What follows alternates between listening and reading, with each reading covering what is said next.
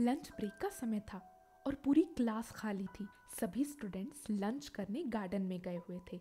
राहुल एक खाली क्लासरूम में अपने एक दोस्त के साथ खड़ा हुआ था। उसके सामने उसकी जूनियर क्लास के दो स्टूडेंट्स, एक लड़का और एक लड़की, घुटने टेक कर बैठे हुए थे। इस समय राहुल की आंखों में एक अजीब सी शैतानी छवि दिखाई दे रही थी। वो अपने सामने बैठे दो स्टूडेंट्स को परेशान कर रहा था। उन दोनों स्टूडेंट्स की आंखों से आंसू बह रहे थे, पर राहुल को उन पे थोड़ी भी दया नहीं आ रही थी। राहुल ने आवाज तेज करते हुए कहा, बोलो, फिर करोगे टीचर से मेरी कंप्लेन? उस लड़के ने रोते हुए कहा, नहीं भैया, नहीं करेंगे, आई एम सॉरी, हमें प्लीज जाने दो। फिर राहुल उस लड़की के पास गया जिसका सर इस समय नीचे झुका हुआ था। वो डर के मारे कांप रही थी। राहुल ने उसकी ठुड्डी पकड़कर उसका सर ऊपर किया और कहा, तू चुप क्यों है? बोलना नहीं आता क्या? राहुल के पीछे खड़ा उसका दोस्त हंसने लगा। उस लड़की ने सिसकियां लेते हुए कहा, नहीं भैया, किसी से आपकी कोई कंप्लेंट नहीं करूंगी मैं। राहुल के दोस्त ने उससे कहा, राहुल बहुत हो गया यार, अब जाने देते हैं इन्हें।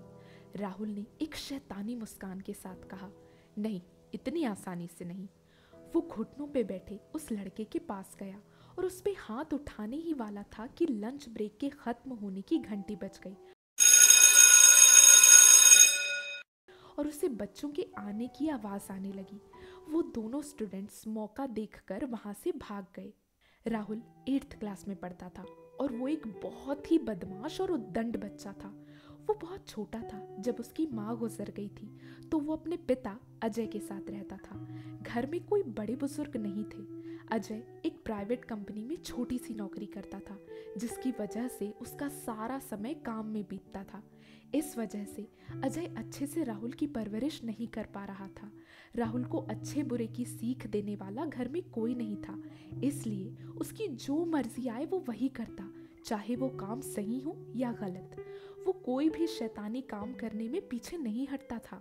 वो जब रास्ते में किसी कुत्ते या बिल्ली को देखता तो उन पे पत्थर फेंक के मारता। इस तरह लोगों को परेशान करने वाले और भी काम राहुल बड़े शौक से करता था। उसमें सिर्फ एक अच्छी बात थी, वो बहुत इंटेलिजेंट था, पढ़ाई में बहुत तेज था और बचपन से लेकर आज तक वो हमेशा अपनी क्लास में फर्स्ट आता था। अजय को अपने बेटे की इन करतूतों के बारे में कोई खबर नहीं थी। उसे सिर्फ इतना पता था कि उसका बेटा हमेशा क्लास में अव्वल आता है, जिसके लिए उसे अपने बेटे पे बहुत गर्व था। क्लास के रिजल्ट्स का दिन था और सभी के पेरेंट्स को स्कूल बुलाया गया था। राहुल को स्टेज पर बुलाया गया और उसे मेडल दिया गया। अजय ने खड़े होकर ताली बजाई। उसका चेहरा खुशी और गर्व से चमक रहा था। फंक्शन के बाद राहुल कहीं गायब हो गया और अजय उसे पूरे स्कूल में ढूंढने लगा। अचानक उसकी नजर एक खाली क्लासरूम पर गई, जहां उसने देखा कि राहुल किसी लड़के का कॉलर पकड़कर खड़ा हुआ था। अजय ये देखकर चौंक गया। उसने खिड़की के बाहर से ही आवाज लगाई, राहुल! राहुल ने तुरंत उस लड़के का कॉलर छोड़ दिया और अपने पिता के पास आ गया। अजय ने उस समय राहुल से कुछ नहीं कहा, पर अब वो राहुल पे नजर रखने लगा। धीरे धीरे अजय को राहुल की सारी शैतानियों का पता चल गया और उसे एहसास हुआ कि राहुल की अच्छी परवरिश करने में उसने बहुत सी कसर छोड़ दी है। उसके दिल को बहुत ज्यादा ठेस पहुंची, पर उसे समझ नहीं आ रहा था कि वो अपने बेटे को कैसे सुधारे। फिर आया दशहरे का दिन। राहुल और अजय एक छोटे से शहर में रहते थे, जहां हर दशहरे के दिन रावण को जलाया जाता था। वहां बहुत अच्छा मेला लगता था और लोगों की अच्छी खासी भीड़ होती थी। सभी अपने परिवार के साथ त्योहार का मजा लेने आते थे। राहुल आज तक मेले में कभी नहीं गया था। अजय पूरे दिन ऑफिस में बिजी होता था, इसलिए छुट्टी के दिन वो आराम करता था। राहुल ने अपने दोस्तों से दशहरे के बारे में बहुत कुछ सुन रखा था, पर कभी उसने अपनी आंखों से ये सेलिब्रेशन नहीं देखा था। वो कई बार अपने पिता से कहता कि वो भी दशहरा देखने उसे लेकर जाएं, पर अजय हर बार कोई न कोई बहाना करके उसकी बात टाल देता था। शाम को राहुल और अजय बैठकर टीवी देख रहे थे। तभी अजय ने कहा, राहुल चलो तैयार हो जाओ, आज हम दशहरा देखने जाएंगे। ये सुनते ही राहुल के चेहरे पर चमक आ गई। उसने हैरानी से पूछा, सच में पापा? अजय ने हाँ में सर हिलाया। राहुल तैयार होने के लिए जाने ही वाला था कि तभी अजय ने कहा, बेटा तुम रावण को जानते हो ना? राहुल ने कहा, हाँ पापा। अजय ने कहा, तुम्हें पता है वो कितना बड़ा ज्ञानी था? उसे बहुत सारी विद्याएं आती थी। अजय ने रावण के ज्ञानी होने के बारे में और बहुत सी बातें राहुल को बता दी। राहुल बड़े ध्यान से अपने पिता की बात सुनने लगा। कुछ देर में दोनों तैयार होकर मेले में चले गए। पहले दोनों मेले में घूमे। राहुल बहुत ज्यादा खुश था क्योंकि आज पहली बार वो अपने पिता के साथ किसी त्योहार के मजे ले रहा था। अजय ने राहुल की हर इच्छा पूरी की। राहुल ने जो खाना चाहा अजय ने उसे वो खिलाया। जो भी खरीदना चाहा अजय ने उसे दिलवाया। फिर आया रावण जलने का समय। जैसे ही रावण के पुतले पर आग लगी, राहुल ने पूछा, पापा, रावण तो इतना ज्ञानी था और उसने सिर्फ एक गलती की थी, सीता माता का हरण। फिर उसे भगवान राम ने क्यों मारा? क्यों उसे हर साल जलाया जाता है?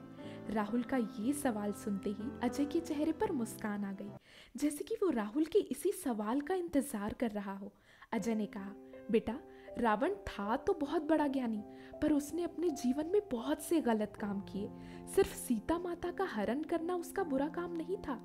वो पहले से ही बहुत से गलत काम करता आ रहा था, जिस वजह से भगवान राम का जन्म हुआ।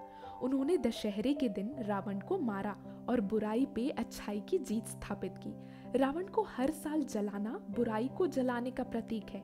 बेटा, सिर्फ ज्ञानी होना काफी नहीं है, हमें ज्ञानी होने के साथ साथ एक अच्छा इंसान भी बनना है। अगर तुम एक अच्छे इंसान नहीं हो, तुम्हारे अंदर बहुत सी बुराई है, तो फिर क्लास में फर्स्ट आना कुछ ज्यादा मायने नहीं रखता। अपने पिता की बात सुनते ही राहुल की आंखों में आंसू भर आए। आज अजय ने राहुल को एक बहुत बड़ी सीख दे दी थी और राहुल अपनी गलती समझ चुका था। वो चुपचाप उस जलते हुए रावण के पुतले को देखने लगा।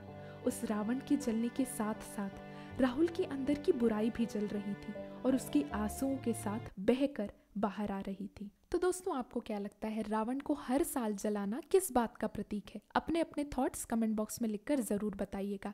अगर आपको कहानी अच्छी लगी तो वीडियो को लाइक करें और आगे ऐसी ही इंटरेस्टिंग कहानी पाने के लिए हमारे चैनल को सब्सक्राइब करें और बेल आइकन क्लिक करें। हैप्पी दशहरा।